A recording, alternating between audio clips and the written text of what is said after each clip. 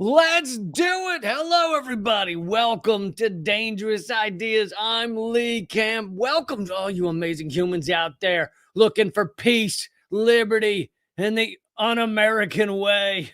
Did he say un-American? Yes, the un-American way, because nothing is more un-American than peace and liberty.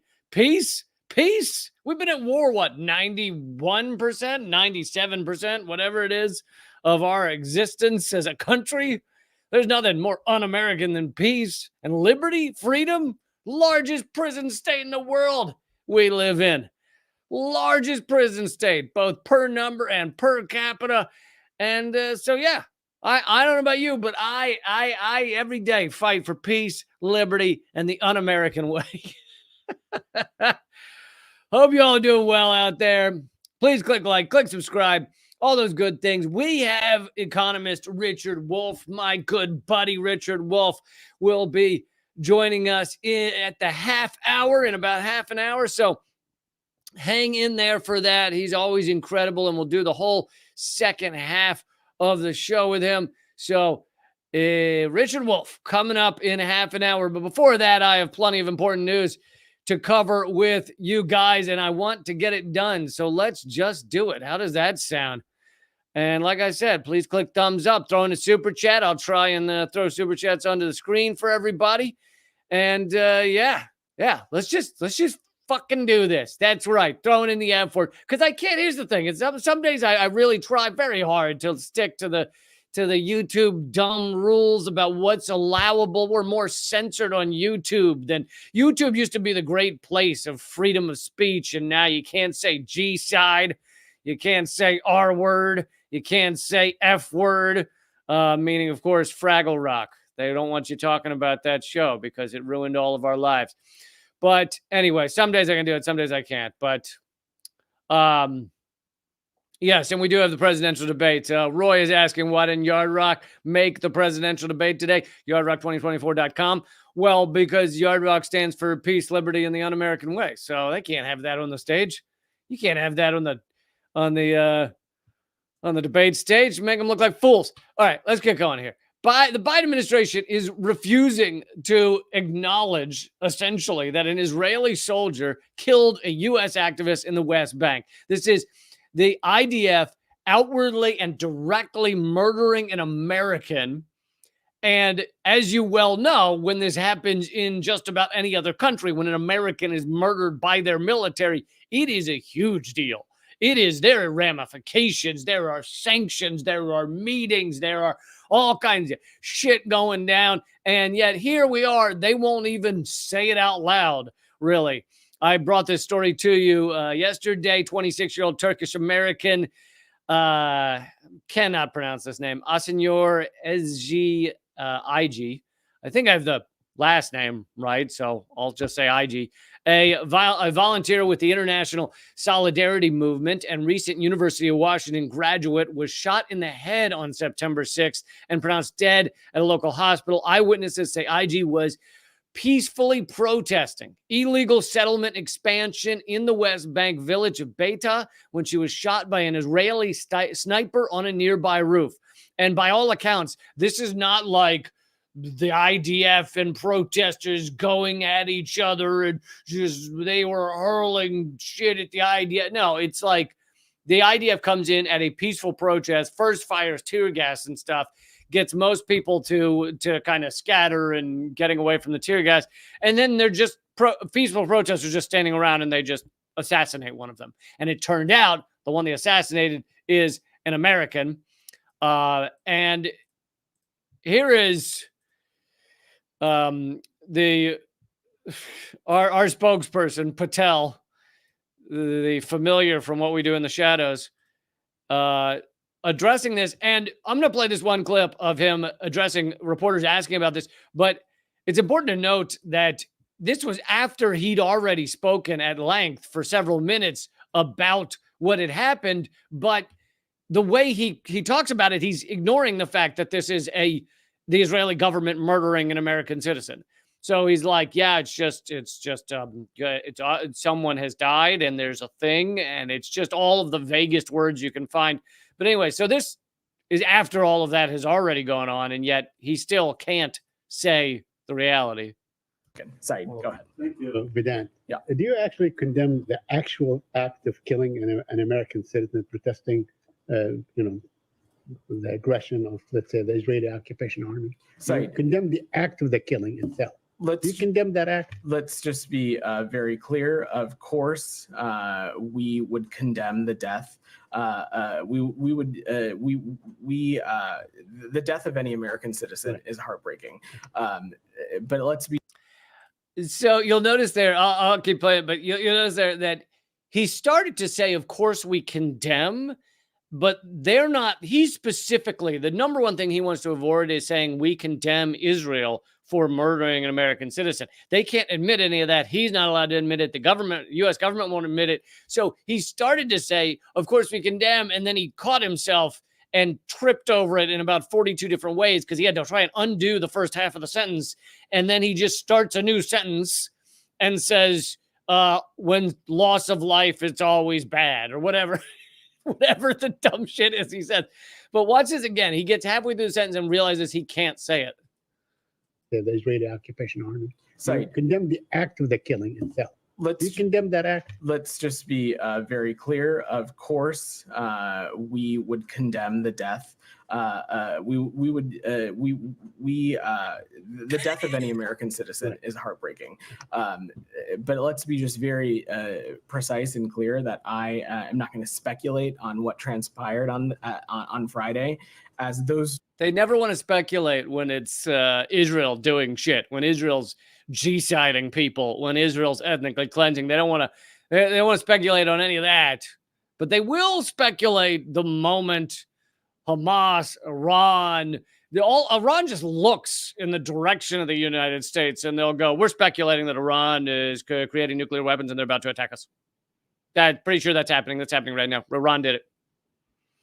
And then Israel will assassinate an American in broad daylight. And you'll get this mealy-mouthed spokesperson going, I don't want to speculate on, we got a report. We're going to investigate the report, and that should be out in the next 3 to 12 years. Facts and those processes are still being determined and adjudicated, and we're going to let that process play out. It is troubling, it is tragic, and it certainly there is a responsibility here to share as much information as possible, so that Miss IG's family has the most appropriate accounting of what it. I like that because he's vomiting up all this nonsense words, meaningless words. And so it's just a bunch of, like, at times he actually sounds like he's vomiting. At times it's actually, we just has the most appropriate accounting of what exactly transpired and what happened here. But Saeed, there is a process, and I'm just not going to get ahead of that. And I will, I'm not going to speak on behalf of our partners in Israel. So you actually condemn the act of the killing, the murder of an American citizen? Of course, Saeed. The murder of any American citizen, we would take issue with. Okay. So he wouldn't say condemn. He said, we'll take issue with it. Oh, we'll take issue with it. We will jot that down and make that an issue in the future when I have time to chat with said Israeli ambassador. I am going to bring that up at the discussion at tea time when we have discussed these issues. But this is the pathetic place that the United States is in, as they, just sit at the feet of Israel and let them continue this jihad. So it is so remarkably repulsive. And we are quickly coming up on 1 year of genocide. So 1 year of this. And yet the United States continues to just ship all of the arms and guns and missiles, as many as possible, over to Israel to make this continue. Okay, let's get to, I'm gonna go to another story because I want to get to it, and then we will come back to more about Israel. But also, please make sure to share this and let people know. YouTube suppression on my channel has like just jumped into overdrive. I don't know what kind of fuel they pour onto the suppression machine, but you know, the numbers of this show have, which were always suppressed, but now they've been cut in half. So hopefully you guys will share it and let people know that this is an important place to get news, because, and maybe even make you laugh as well. But, because it is infuriating to be doing a show like this, working so hard at it, and then YouTube just decides one day, yeah, we're not really going to let anybody know about the show anymore. Thank you, Teresa. Keep fighting. Solidarity, Teresa, throwing in a super chat. Can't thank you enough. Okay, so this is Victoria Nuland. Most of you know who she is. She's been part and parcel of the U.S. neocon empire for a while now, but her main thing, one of the things she's most known for, is she's really a bit of the architect and the what do you call when someone escorts someone through something? She's like the escort for Ukraine into proxy war. She's the middleman that was like, right this way into proxy war. And she helped. She was there on the ground during the Maidan, the U.S. and Nazi-backed Maidan coup. And she was there helping that happen. And anyway, there's so many things on her resume of what a bloodthirsty maniac she is. But here she is in an interview just the other day, and she apparently admits we're now at the point, after 2.5 years, that they are now admitting that the U.S. and Britain stopped the peace process with Russia. As most of you also know, there was a peace deal on the table ready to be signed in after 1 month, less than a month into this war in Ukraine, sitting there on the table, ready to be signed, and they were close to signing it, and Ukraine was ready to sign it, and Russia was ready to sign it, and then Boris Johnson, as a representative, a vassal state of the United States, goes running to Ukraine to make sure that that peace plan is not signed. And he succeeded. And here is Victoria Nuland admitting that. And, well, I'll get into some other details of what exactly she's admitting, but let's hold on. Oh, it's telling me that I've just, that they've just stopped me from streaming on Twitter. That's good. I like, you know, when the suppression all lines up. It's kind of weird when only one of them suppresses me. Oh, I see. My numbers have just, the numbers of people viewing have just like dropped by 2/3. So apparently a lot of the people were watching on X, Twitter, and now Twitter has made sure to shut that down. So for all of you who are still here, thank you for still being here. Okay, but here she is.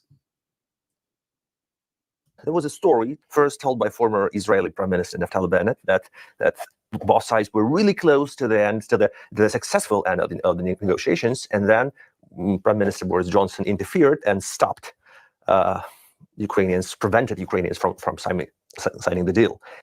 And I know he's a little hard to hear, but not only has Naftali Bennett, former president of Israel, but also Boris Johnson has essentially said this in different ways.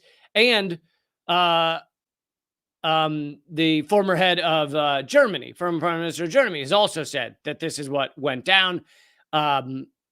Now, they give different reasons as to why it went down, but they have all said this in some way. So it's becoming undeniable. Anyway. And then Ukrainian Representative Arahami kind of confirmed it. That yes, he said in an interview that there was some kind of advice from Boris Johnson to stop negotiating and to win this war militarily. Where is the myth? Where is the truth? Relatively late in the game, the Ukrainians began asking for advice on where this thing was going. And it became clear to us, clear to the Brits, clear to others, that Putin's main condition was buried in an annex to this document that they were working on. Mm-hmm. And it included limits on the precise kinds of weapon systems that Ukraine could have after the deal, such that Ukraine would basically be neutered as a military force. And there were no similar constraints on Russia. Russia wasn't required to pull back. Russia wasn't required to have a buffer zone from the Ukrainian border, wasn't required to have the same constraints on its military facing Ukraine. And so people inside Ukraine and people outside Ukraine started asking questions about whether this was a good deal. And it was at that point that it fell apart. Okay, so she's, first of all, admits that she says it fell apart, but she admits that the U.S. and Britain went in and had a say in whether this peace deal continued. But here's a key point that Aaron Mate put forward. Victoria Nuland admits that the U.S., UK encouraged Ukraine to abandon the peace deal it negotiated with Russia in April 2022. The stated reason she gives has nothing to do with the alleged Russian atrocities in Bucha, which proxy warriors have insisted is why Ukraine walked away. So other people have, what he's noting there is other people have said, oh no, Ukraine walked away from the peace deal because of these war crimes by Russia. But here is Victoria Nuland, the head of the proxy war committee in the United States, saying it wasn't because of that. It wasn't because of so-called Russian atrocities. Instead, Nuland says that the deal would have put limits on the precise kinds of weapons in Ukraine. So Nuland and the Biden administration, according to Aaron Mate, were willing to sacrifice hundreds of thousands of Ukrainians so that Ukraine wouldn't be, quote unquote, neutered as a U.S. client state while it's bleeding Russia. Right? The goal of this thing was multiple. There were multiple goals, but one was to bleed Russia, use their armaments, use up their military-aged people, use up money, to bleed Russia in a variety of ways. Another was to put sanctions on Russia such that it would destroy them economically, which has not succeeded. Another was to separate them from Europe, which has succeeded, to put a dividing line between them and all the rest of Europe. One last thing from Aaron Mate. He says the U.S. sabotage of the April 2022 peace deal has been effectively censored by U.S. media, including progressives. Perhaps this admission from one of the key saboteurs will break their oath of collective silence. Of course, it won't actually break their oath of collective silence. The mainstream media, the remarkable cowards that is our mainstream media, cowards and shills, both. They are both. It's both cowardice and they are getting paid a lot of money in order to say the things they say. But they have just completely ignored the reality is that this could have all ended 1 month into it, less than a month into it, that this all could have been over, that hundreds of thousands of people would still be alive, that millions of Ukrainians would not be refugees right now. All of that doesn't matter to the bloodthirsty U.S. imperial state.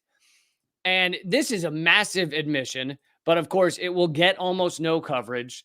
It is a massive admission, but of course it will not be talked about by our government, by our media, by mainstream media at all, by the political candidates. Unless you talk about third parties, I could see someone like Jill Stein or Claudia de la Cruz or Cornel West mentioning this, but outside of that, probably not.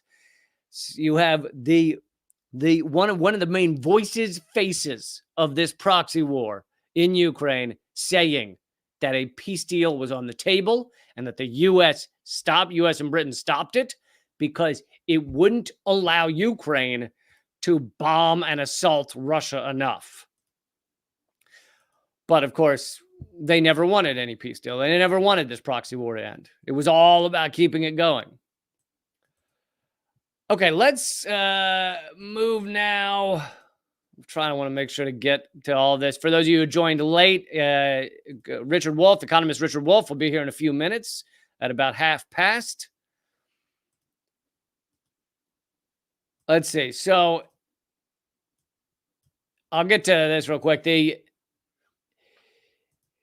There's now an admission, but a revelation that the documents that were released by Netanyahu's office showing they were supposedly documents by Hamas several of them had been forged.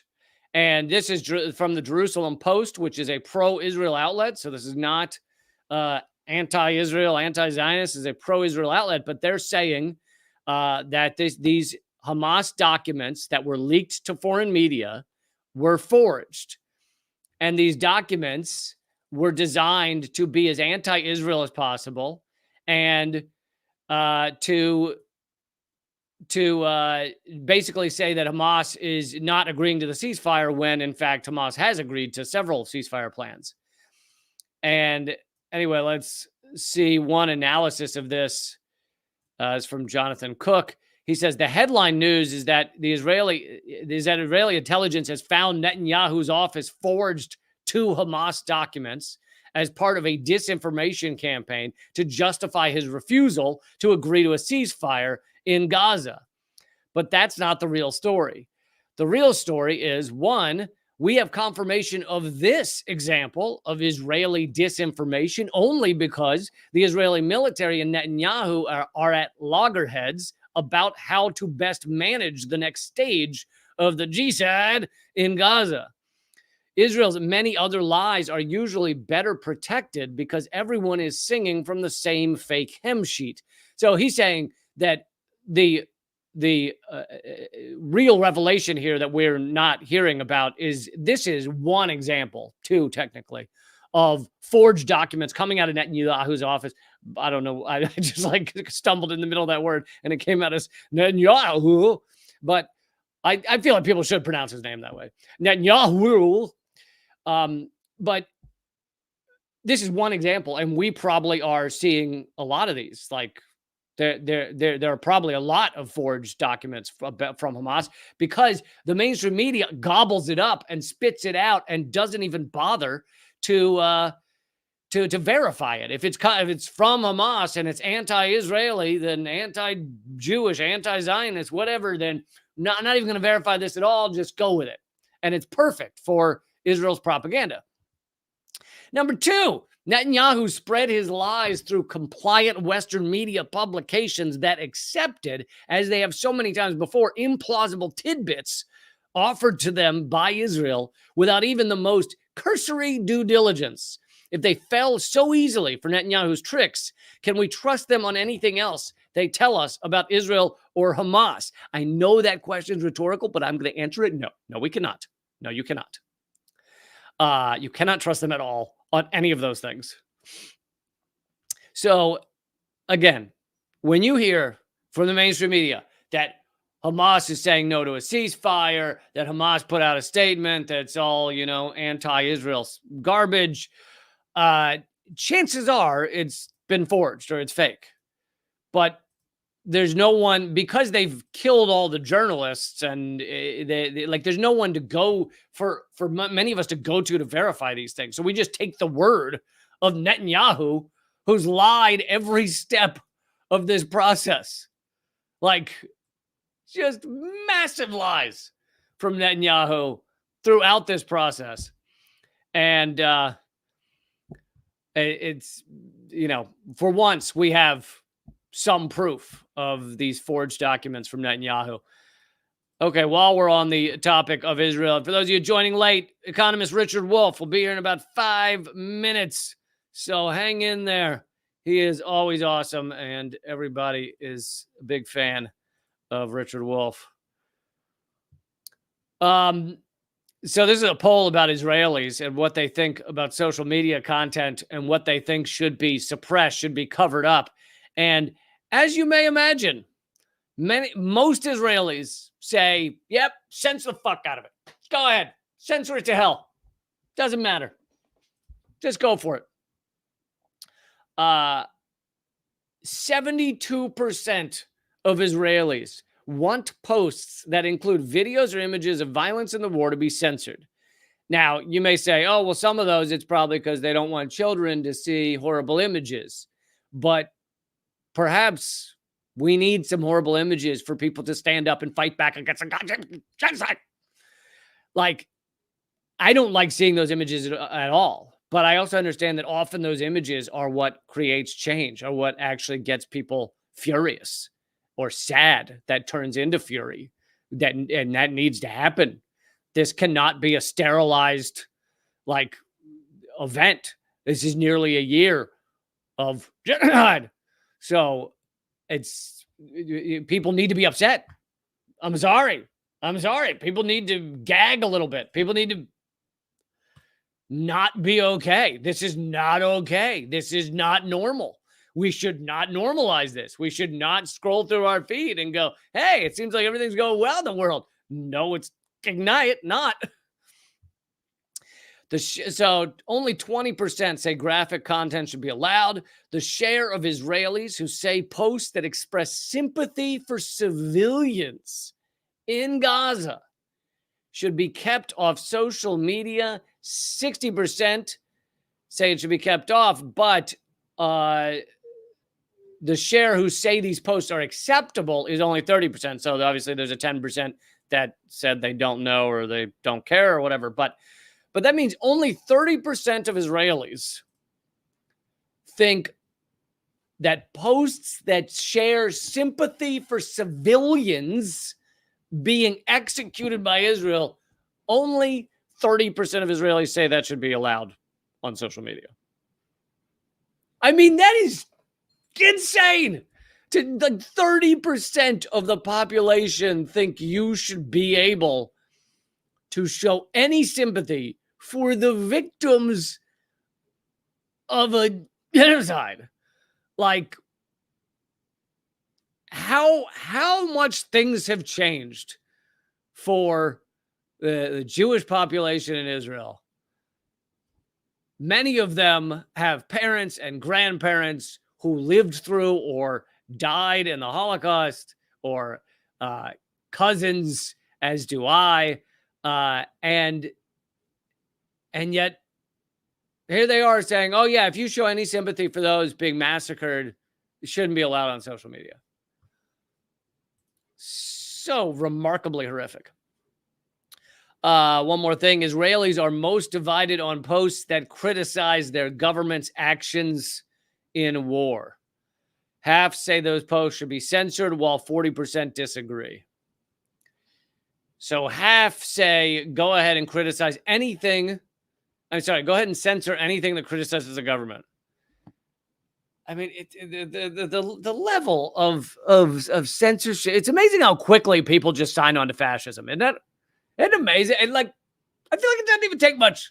It doesn't, like a couple of days of things going bad and news reports filled with propaganda. A couple of days and people go, yeah, censor it all. Go ahead. Yeah, arrest the journalists. Assassinate the journalists. Doesn't matter. It's like you'd think with fascism, it might take a bit of massaging, you know, a bit of let's kind of a bit of pressure, you know, let's work on them for a while, try and get them to accept fascism. No, it's just, let's jump right in. Why not? I mean, these numbers, I know you shouldn't be shocked by anything that Israelis believe right now, but these numbers seemed a little high, even for me. They even surprised me that only 30% of Israelis believe any kind of sympathy for Gaza should be allowed on social media. That surprised me. Only 30%. Okay, I just have to show you. This relates, of course, to what's going on in Gaza right now, but it's just an image. And, you know, also because this is a podcast, for those of you who don't know, this is a podcast called The Lee Camp Show on Spotify. It's called Moment of Clarity on other platforms. So this will not play well on the podcast, but I had to show this poster. This is incredible. For those of you listening to the podcast, it is the Obama Hope image that was initially done by Shepard Fairey, but they've created one of Kamala Harris. And there were some versions of that Obama Hope poster that said forward, and someone has deleted the D. So it just says for war, which if you look at her policies, it seems to be accurate. For war seems to be pretty accurate. Okay. Everyone click thumbs up, click share. Let's get to our distinguished guest. I don't know how many times I've interviewed him, but I am happy to say it's many. And he always brings so much to this show or any show he's on. So I am thrilled to bring you my favorite economist and yours, Richard Wolff. Well, Lee, that's a very sweet introduction. Thank you very much. I appreciate it. If my mother were alive, I would make her day by just repeating it. Thank you. How are you doing? I hope you're doing okay in these crazy times. Yeah, the times are crazy, but there are certain professions which do well when things are going crazy. Lots of people are asking really good questions and seem to be interested in the answers I offer. So for me, there's a kind of silver lining here. Yeah, absolutely. I think the first interview I ever did with you around the time of Occupy, I think you said, I've been doing this work for, I don't know how much it was then, but you 40 years, 50 years, whatever you said. And you go, and suddenly people started caring just now. Yeah. And it never stopped. It's been going on uninterrupted since that time. I can't quite believe it, but it is the case. You have a new book that's just come out, and we'll be talking more about that in a minute, called Understanding Capitalism. I wanted to start by asking you about an article I just saw in Counterpunch about how the USA is a nation of debtors. And it says Americans are up to their eyeballs in debt at a time when the national debt exceeds $35 trillion. There's massive medical debt, credit card debt, mortgage debt, educational debt, car debt, and only 25% of homeowners own their home outright. The rest are home debtors, paying exorbitant interest or mortgage debt, teetering on the brink of default. I kind of wanted to get your view on this and the ramifications of having so much debt in a country. It doesn't feel like we're going to all pay it off real soon. So where does this go? What does this cause? What does it do? Well, the answer to that's complicated because we've been here before. This is not the first time that a society finds itself in levels of debt like this. But there are also pretty clear patterns as to what it might mean that we have this level of debt. And to give you an idea, the total output of goods and services in the United States in a year is in the neighborhood of $22-23 trillion. That's the total output, add it all up. It's worth $23 trillion. But our national debt is $35 trillion. So we owe more money than the value of the total product of the United States in an entire year. Now, obviously, most of that product we consume to live, to food, clothing, shelter, and everything else, which means there's only a little bit of extra, if you like, of net revenue each year. So how in the world are you ever going to pay off that kind of debt with the little bit of net revenue you have when most of what you produce each year you consume? And the answer is that's where we are. You can't. So all we do is keep going, borrowing more and more. To give you an example, something on the order of 20% of the American corporations are now what we call debtor corporations. And what that means is they have more debts than they have assets. They can't pay. They are technically bankrupt. They are out of business. They have a nickname, zombie corporations, to get across what they are. Well, how do they keep going year after year? The answer is they keep one set of their creditors happy by borrowing from another set to pay off their debts so they can keep going. They keep hoping against hope that somehow this situation will be different in the future. They will make a killing. They will make enough money to try to really pay off the debts. Meantime, they grow. Well, the United States, to make a complex, long story short, is in the down phase of its empire. We had 100 years where we grew. We became the dominant economic power in the world.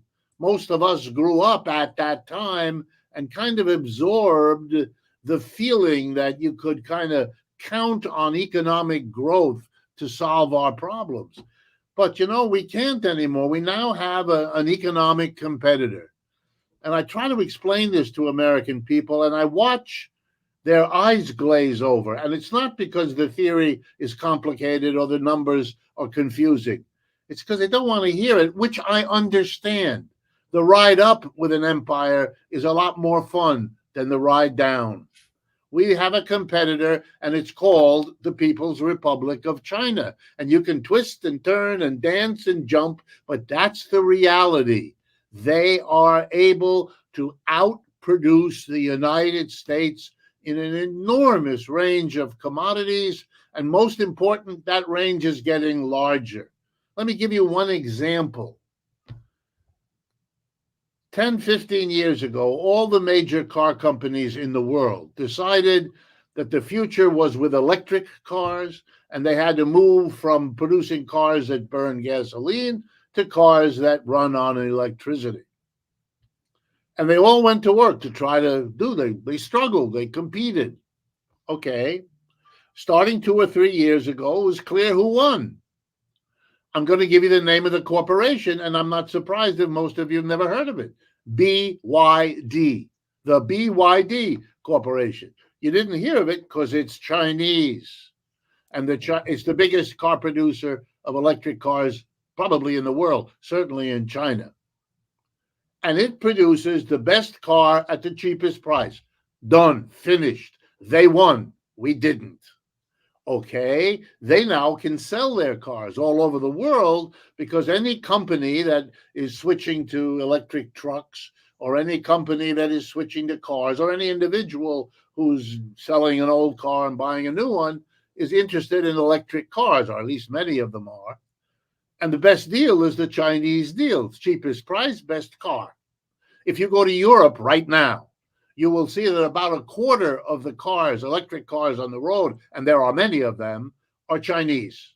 If you go to the United States and you look at the electric cars on the road, none of them are Chinese. Why? Because Americans don't want to buy the best goods? No. Because Americans don't want to pay the lowest price? No. Because the government of the United States and the car companies are so afraid of the competition, which they will lose. They can't put that kind of a car at that price on the market. So they've hit it with a tariff. Mr. Trump is the president of the tariff. It's like giving a child a new toy, and they're very excited, and they play with the toy even when they're breaking it in the process. Okay, he's going to hit, here's what he said a couple of days ago. Any country that isn't a friend of the United States, I'm going to slap 100% tariff. Why? Well, that's what he did with the electric cars from China. They have 100% tariff. Here's what that means. If you want to buy an electric car from China, because it's the best and the cheapest, let's say it costs $30,000. Okay?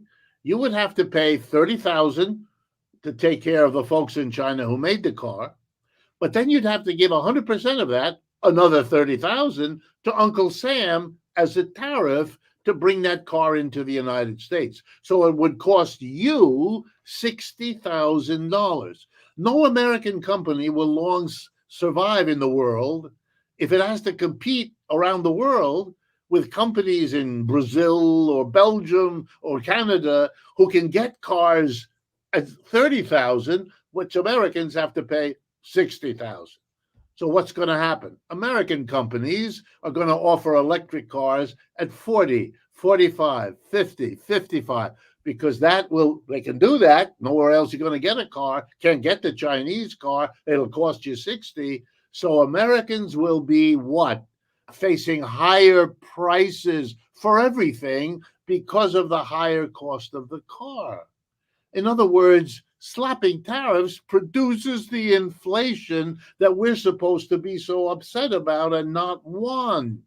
When Mr. Trump proposes it, he's hoping you don't see the connection. My guess is he doesn't want you to see it, or worse, he doesn't see it either. So he's just blah, because he knows there's a problem, and he's right about that. And so he's got a quickie solution, and he hopes that somehow nobody's paying close enough attention. We've been doing that for a long time in this country, and we're running out of gas with that. The rest of the world is determined to do better than it's been able to do under a global capitalist system. Again, you don't have to agree with the ideologies of any of this. It's just a question of seeing what's going on. Let me give you another example of this. The United States has 6 major allies, economically speaking: Canada, Japan, Britain, France, Germany, and Italy. And those together with the United States are called the G7. It's used to be the dominant thing of the world economy, the G7.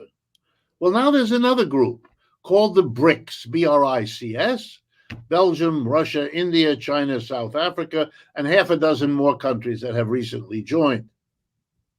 If you add up the total output of goods and services by the G7, and then you add up the total output of goods and services by the BRICS is the larger group. The BRICS is the larger economic power in the world. The United States was, but isn't anymore. And the gap between them, they were roughly equal in 2020. The gap between them is only getting larger with each passing year. The direction of change, unmistakable and one way. Could that all change? Sure. I can't predict the future any better than anyone else. But I can tell you this: the problems of the United States are now a changed world economy. And short of nuclear war, there's not much the United States can do about it. And if you want examples, let me give them to you. We lost the war in Vietnam, and we lost the war in Afghanistan, and we lost the war in Iraq, and we're in the process of losing it in Ukraine. Hint, there's a reason when you have a string of losses like that. It's time to take a long, hard, honest look at your team and how it's working, or else you're pretending, and the pretending isn't going to solve your problem.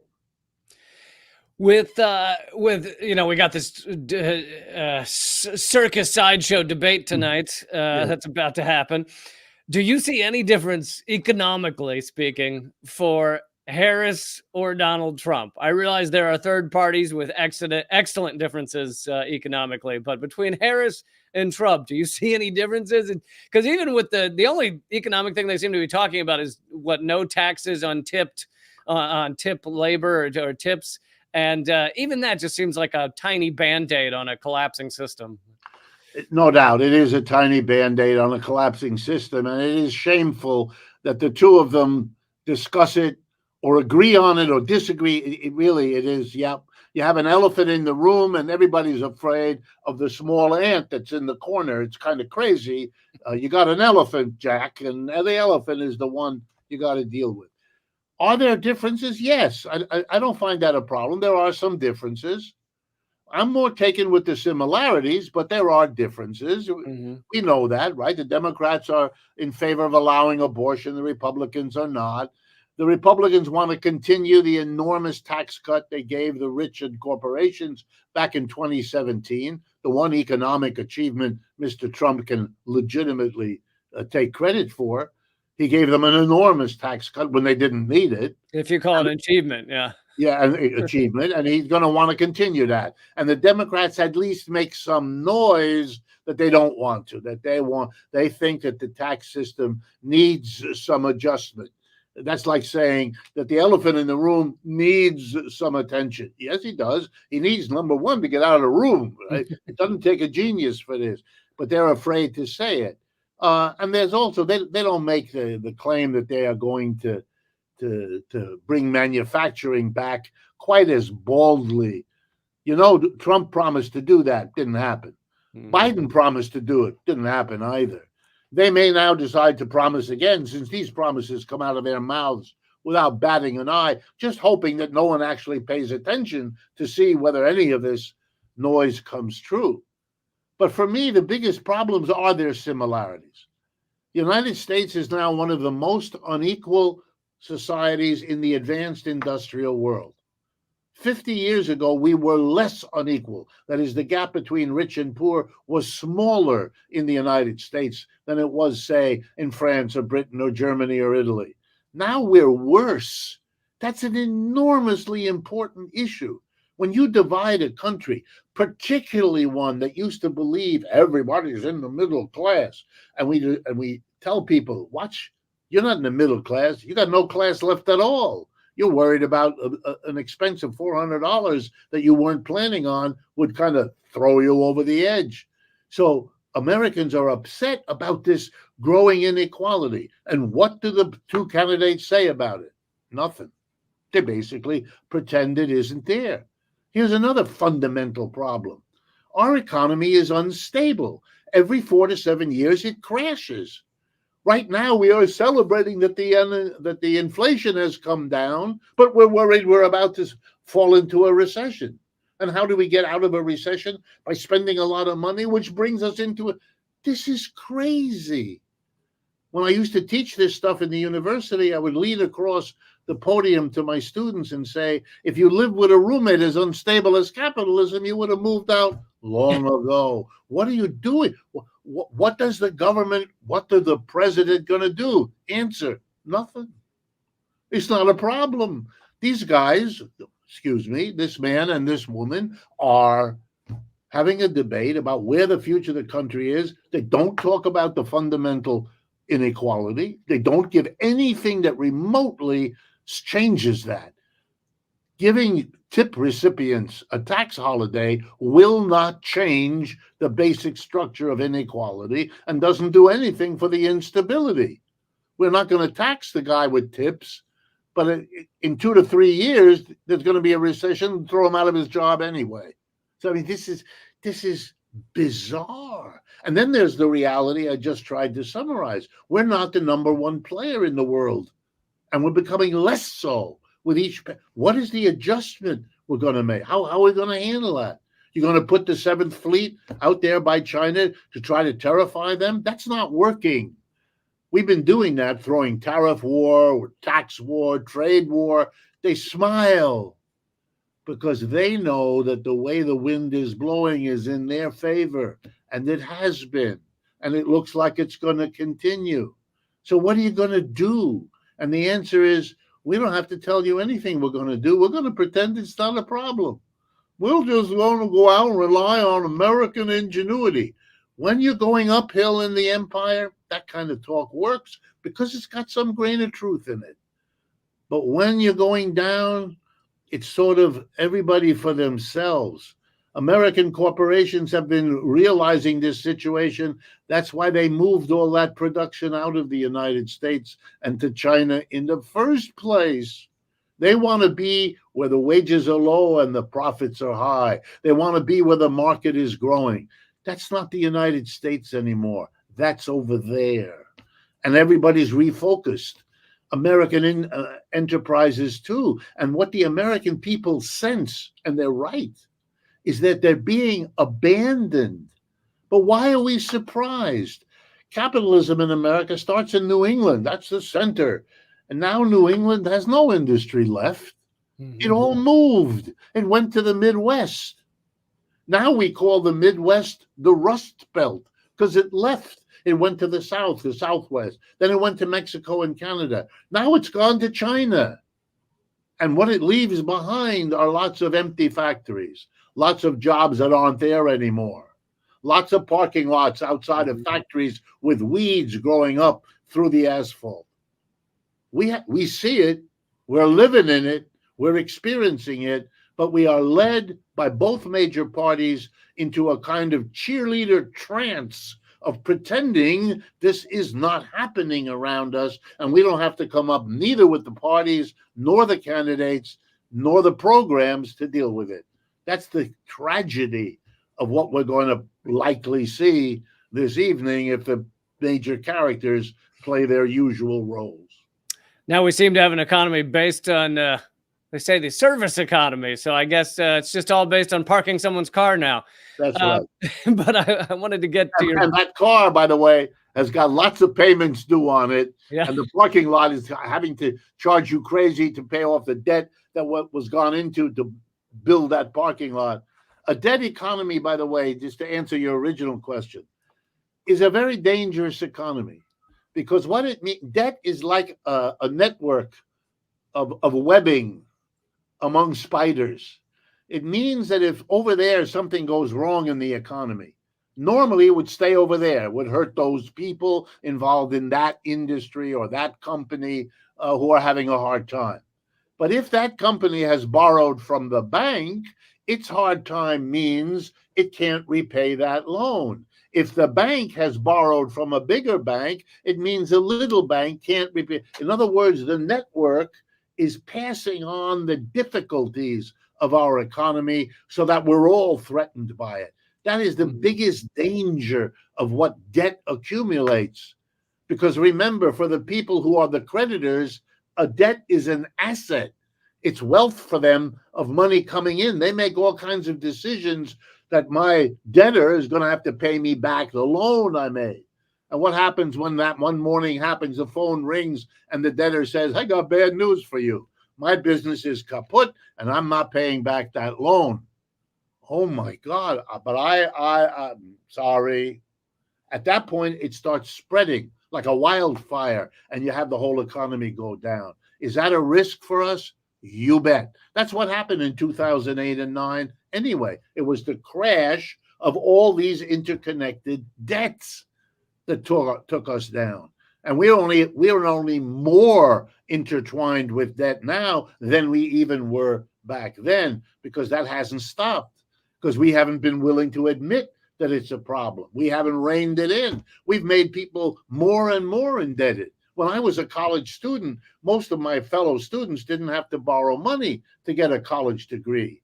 Now, if you go to college, you're collecting tens of thousands of dollars in debt that are hanging over you and that shape whether you get married or not, whether you have children or not. It's changing the whole economy. You can look at it as just a debt. Oh, no. All debts change everything. That's why, Shakespeare was smart. Don't be a debtor. Don't do that. That gets you stuck in things you can't even imagine at that moment that you're grabbing the loan that is being offered to you. And we are in an economy that is overdone with the debt, but overdone with the mentality that we're in a place where we don't have to, neither individually nor collectively, deal with a situation that threatens what we have. But it does. And we are, in fact, whether we admit it or not, we're struggling right now. Even the Trump versus Harris is a struggle over who's going to take it on the chin as the empire goes down. That has been the struggle of people in every empire that goes down, and it can be very tempting for hustler politicians, demagogues, to say to the people, you're all scared, aren't you? And they are. And you're all worried about what's coming, and they are. And they're right. Well, it's the fault of the immigrant. What? What? That makes as much sense as saying it's a fault of the maple trees. What? This is a country of 330 million people, developed over several hundred years, highly technological. And then we got, 10, 15 million undocumented immigrants who are among the poorest people on earth.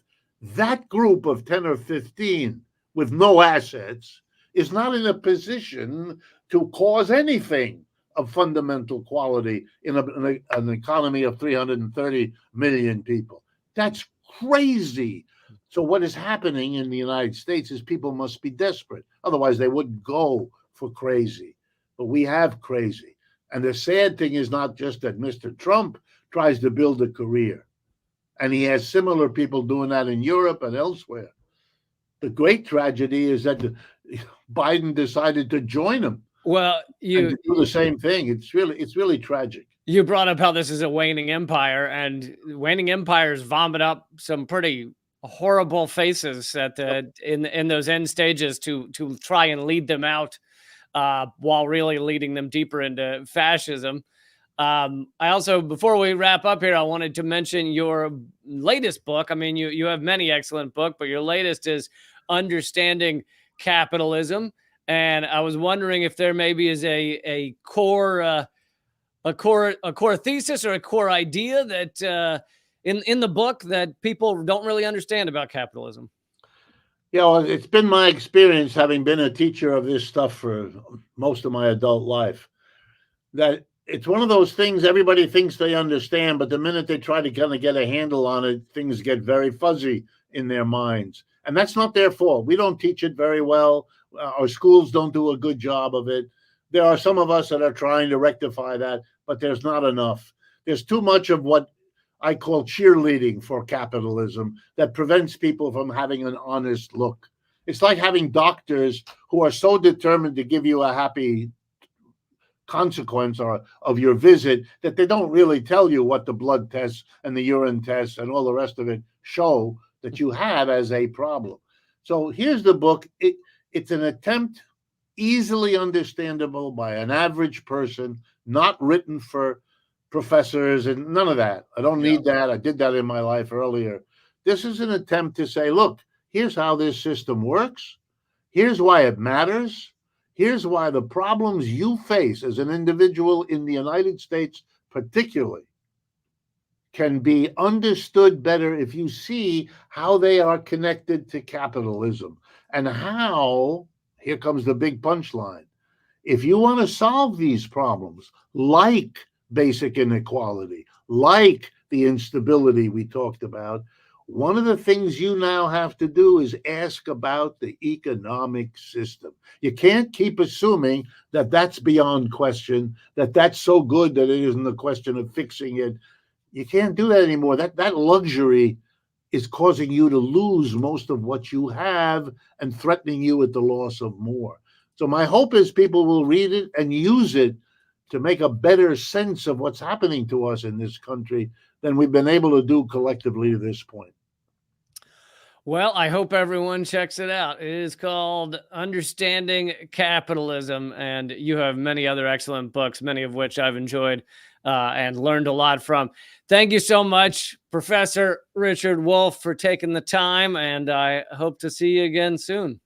Same here, Lee, and I appreciate that you have programs that put these things out there for people to think about. It's more necessary now than ever. Absolutely. Keep fighting. Take care. All right, Professor Richard Wolff, one of my favorites to talk to. I highly recommend his books as always. I'm not done here. We're not done, okay, folks? I see you packing up your bags. I see you putting your books away. We're not done. Sit back down. Everybody sit back down. I got more. I got more.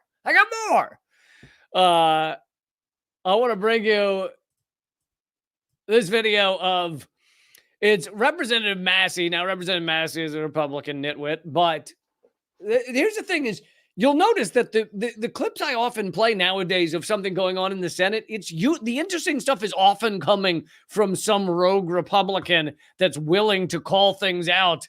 And, you know, they're still getting plenty of shit wrong. So it's not saying that, you know, these Republican numbskulls are right, but they're right about certain things. And let me just show this clip and I'll show you what I mean. But it is funny when they call out their colleagues for being a ridiculous theater of nonsense.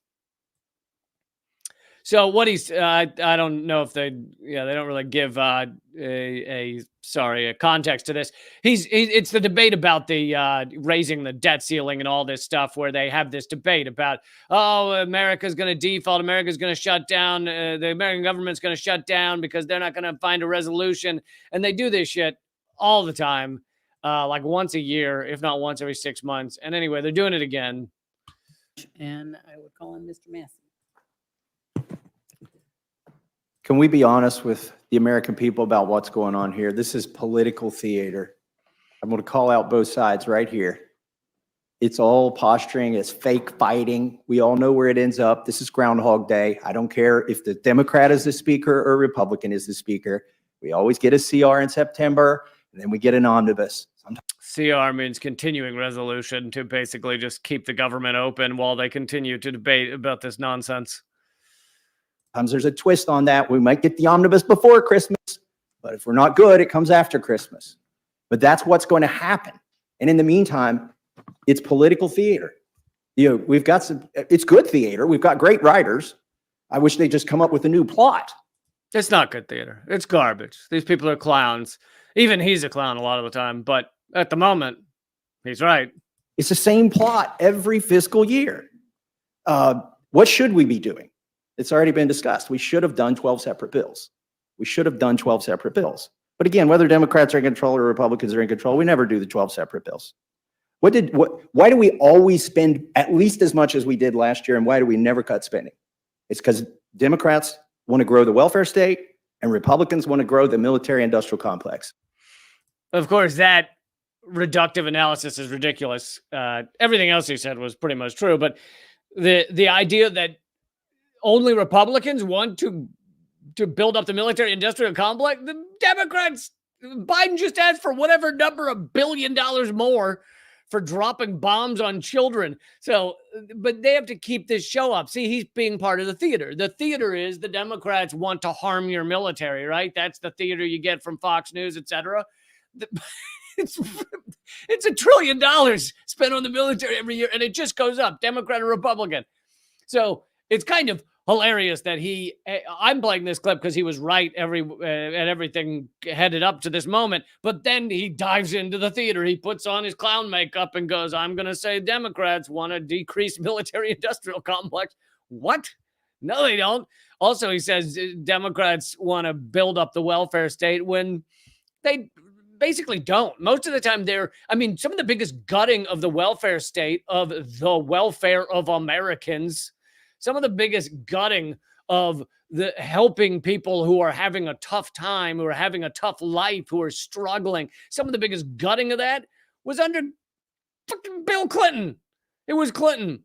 The Democrats are usually the ones that have the most success gutting the benefits for people who are struggling in this insane, exploitative, abusive, predatory system. It's usually the Democrats, but that doesn't go well with the theater. But anyway, the first part he said was absolutely right, that this is all theater. It almost always ends the same. Sometimes they even shut down the government for a few days, but usually they've realized that when they shut down the government for several days, both sides get blamed, so it doesn't help either side. Neither side usually walks out triumphant. So instead of usually shutting down the government, what they do is they just do this back and forth. Oh, we're going to shut down. We got 1 day left. What's going to happen? And of course, the Democrats never stand up for anything real. The Republicans just want to continue to cut taxes for the rich. And it's a show. It's a theater. It's garbage theater. And it serves both sides in one way or another. The Democrats get to go, we tried to get you health care and stuff. We just tied hands. We can't, they were so mean to us. It's all bullshit. But anyway, it's nice to hear him call out all of Congress, at least. That was good to see. Okay, let's see. I want to bring you at least one more story. This is a pretty incredible story. This next one, even though many of you may have felt it. Let's see if you felt this.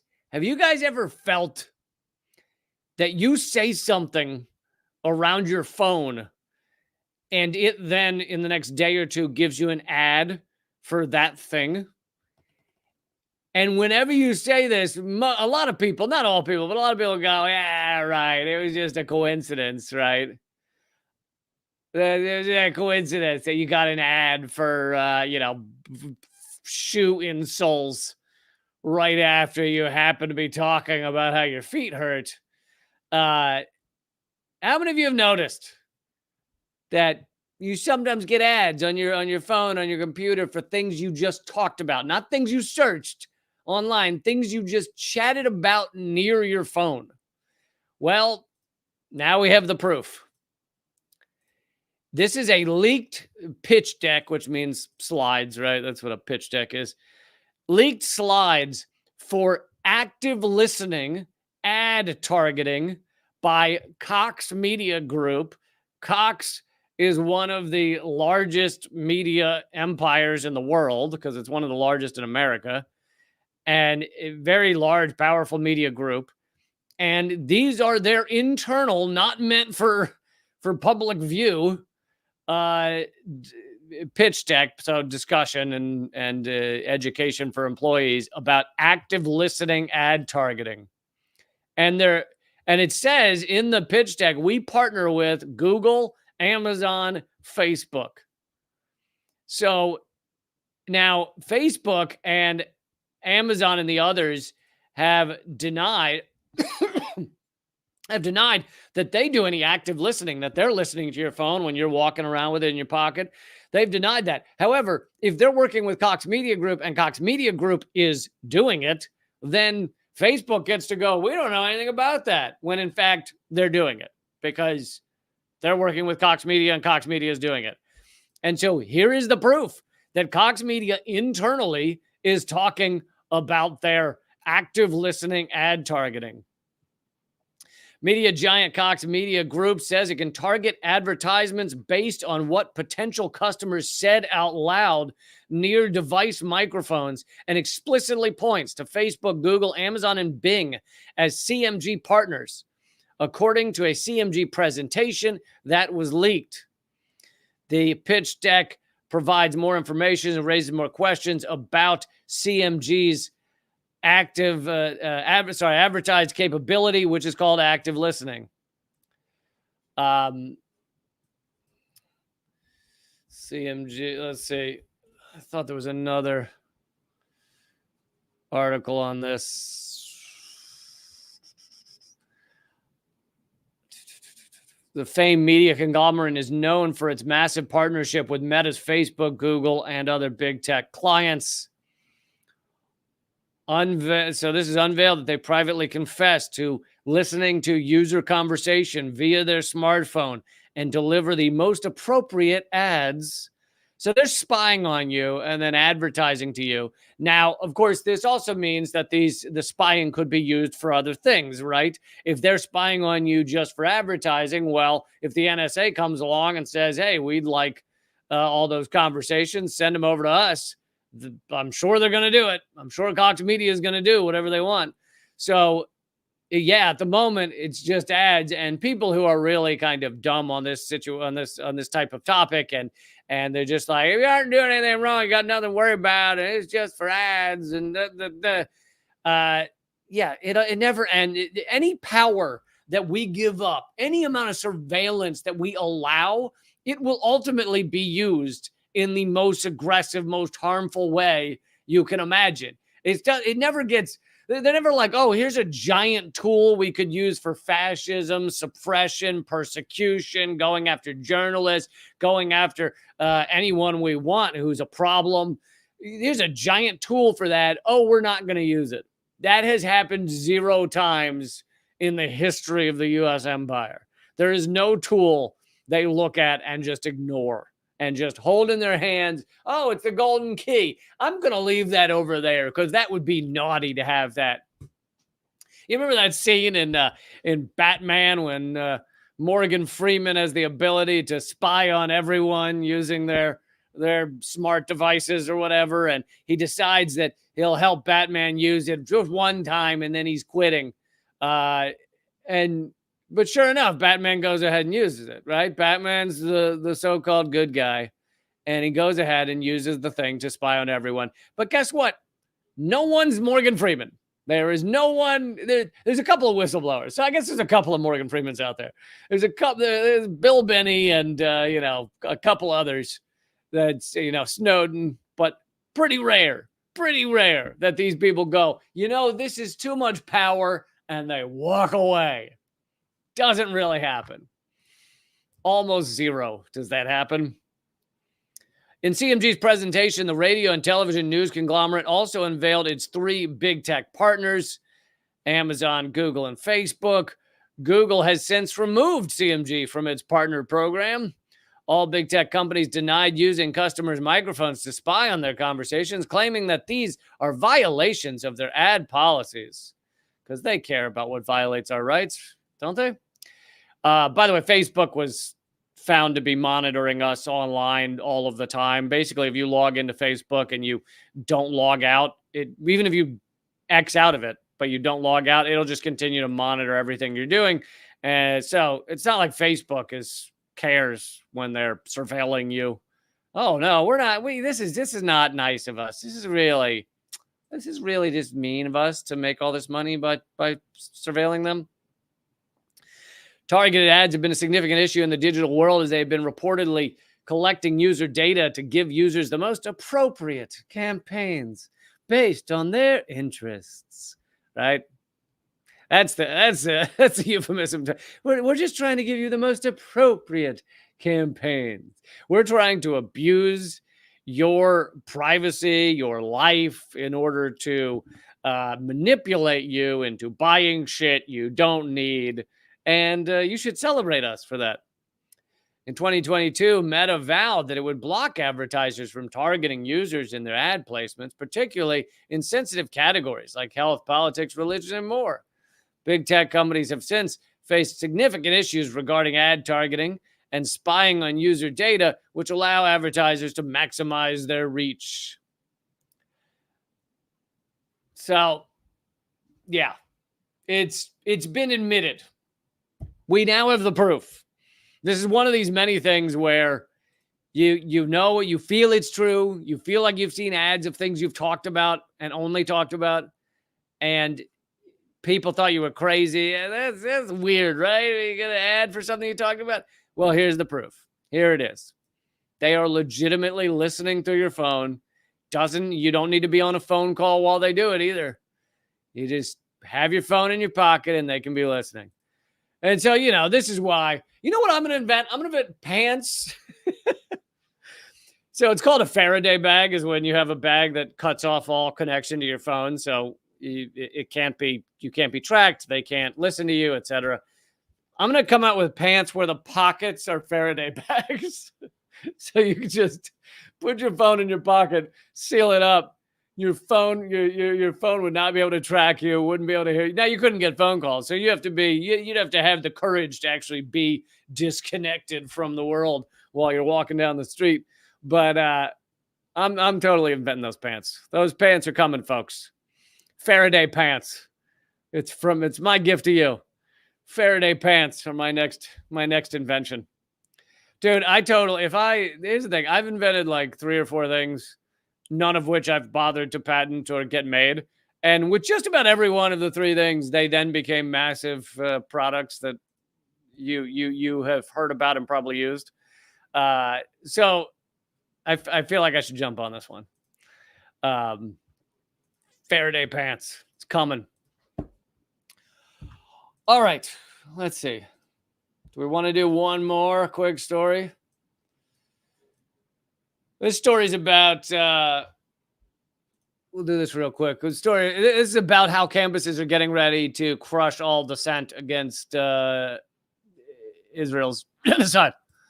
Because, they had a tough time crushing all the people that are standing up to try and stop genocide. And so they have new policies. This comes from Jewish Voice for Peace. Jewish Voice for Peace does great work. If you're looking for an organization, they do that's pro-Palestine and anti-genocide, then this is the one to look up, or this is one of the ones to look up. And anyway, these are slides on what the administrations and college campuses are doing. Administrations have imposed a spat of anti-protesting guidelines in the lead up to the fall semester. Among the measures introduced to curtail political expression, to shut you up as you try and stop a genocide.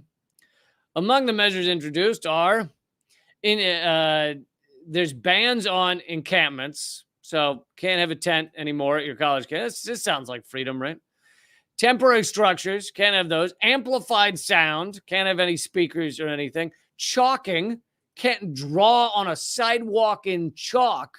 I wonder, are you allowed to think things anymore? Have they banned that? Are you allowed to be like, I kind of think there shouldn't be a genocide? Is that legal? Are you allowed to? Can you just think things or no thinking? They're also banning freestanding signs. They're banning flyering. You can't hand out a pamphlet that says a thing. Outdoor displays and event tables.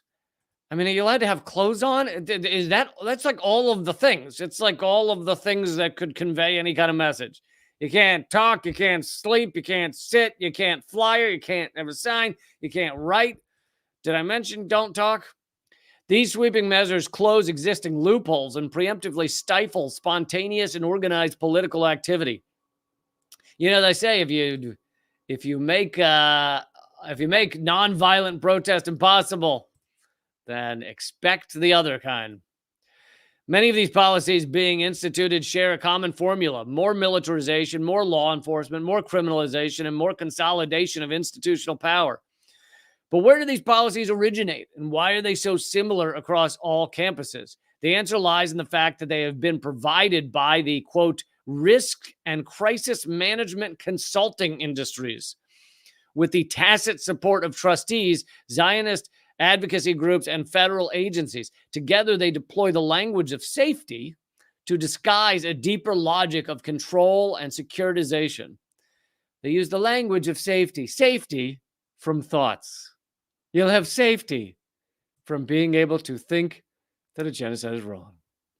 Run by ex-military law enforcement and campus public safety officials, the risk and crisis management consulting industry constitutes a critical node of larger repression network of state actors, partisan off-campus groups, and the Zionist lobby, who collectively work to criminalize student political dissent. This coordinated crackdown is further exemplified by the Hillel Foundation and Secure Community Networks, SCN, recent launch of Operation Secure Our Campuses. Secure Our Campuses for freedom against those who stand up against genocide. It's a good thing to have your campus free of, right?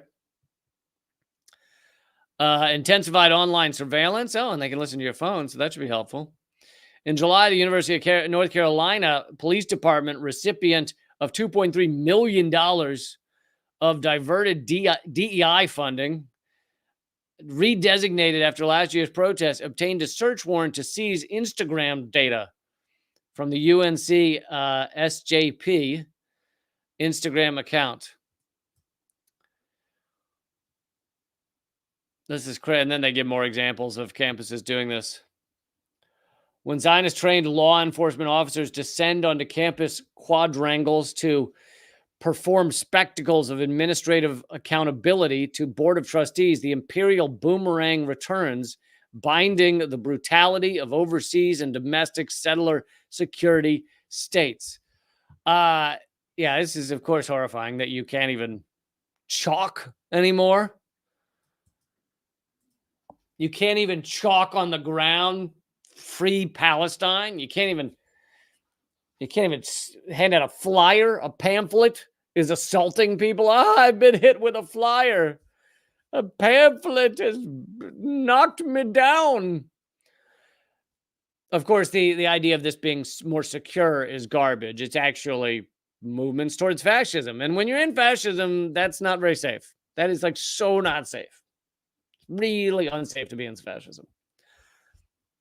But this is what's hitting many college campuses. And of course, I'm sure some of the better legal organizations will try to represent students' rights and try and fight back against this. But that can often take a long time to work its way through courts. And of course, often the courts decide with fascism. They side with fascism. So they side with G side because they're on the G side. Okay, folks. I'm going to count that as a show, but if you feel like you got 38 cents worth, which I feel like with an hour and 20 minutes, you must feel like you got 38 cents worth. I hope you'll sign up at leecamp.net, scroll down and become a subscriber, or patreon.com/leecamp. Either one, both signups will get you all kinds of awesome shit, like both my ebooks or my Zoom comedy special, Laughing All the Way to the Shitstorm. Also, so I hope you'll go sign up right now. That'd be amazing. And then you'd be helping this show, despite all the suppression, despite all the censorship against this show, you'd be helping it. One other thing, I've created 2 playlists, which if you like these type of videos, then these are the playlists to check out. One is all my comedy segments are at YouTube. Sorry, not YouTube, are at leecamp.com/comedy. That'll take you to my YouTube playlist of comedy segments. The other one is leecamp.com/destroys, which is me tearing apart various political leaders, various, the Bill Maher's, the Sam Harris's, the Jordan Peterson, all these loons, Ben Shapiro. That's at leecamp.com/destroys. Scheduling note, there's no government secrets tomorrow because we have moved it to 2 times a month. So it'll be every other Wednesday. So I will see you again on Thursday, 3 p.m. Eastern, noon Pacific. And you got to just show up because I'm here Monday, Tuesday, Thursday, Friday, 3 p.m. Eastern, noon Pacific. But you got to just show up because you're not going to get the alerts. They're not going to tell you. Okay. Thanks so much, folks. And keep fighting.